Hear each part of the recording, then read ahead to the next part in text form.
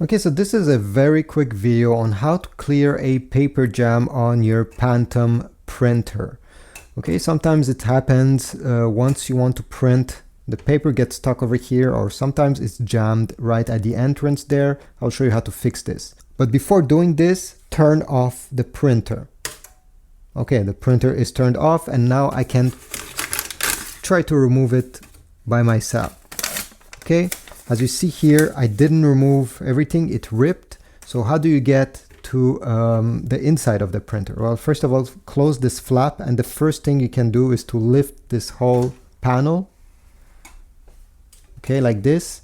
And then we need to remove the cartridge, the ink toner. Okay, now it's removed.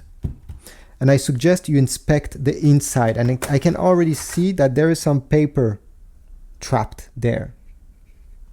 Be careful because sometimes this area can get warm. I suggest you wait at least 15 minutes before sticking your hand inside, so it has time to cool down. So how do you remove, if you see paper here? Well, you can take some tweezers or your fingers. I'll try to remove it bits by bits like this. If you're not able to take completely the paper out, you can also open this top compartment. Here it says it's very warm, so again, I highly suggest you wait at least 15 minutes or even more if you can, so you don't get burned. I'm not responsible if you get burned, by the way. And you just need to stick your finger here and lift this small panel. Whoops. Like that. And here I can see a small piece of paper.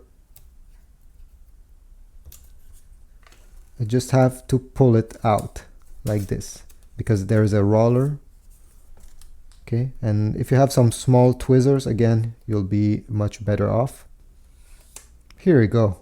We got it finally. This small one here. Make sure that there's nothing. Close this panel. I forgot to insert the cartridge here.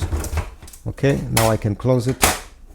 Make sure that there's no paper jam over here, so you can remove the paper that was already there. Take a look inside. I know that in my case it was just on the top, so I won't take a look there.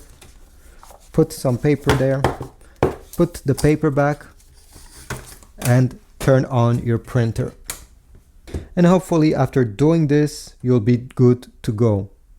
I suggest you print another document just to do a small test. And that's it. Thanks for watching. Leave a comment, like, and I'll see you in the next video.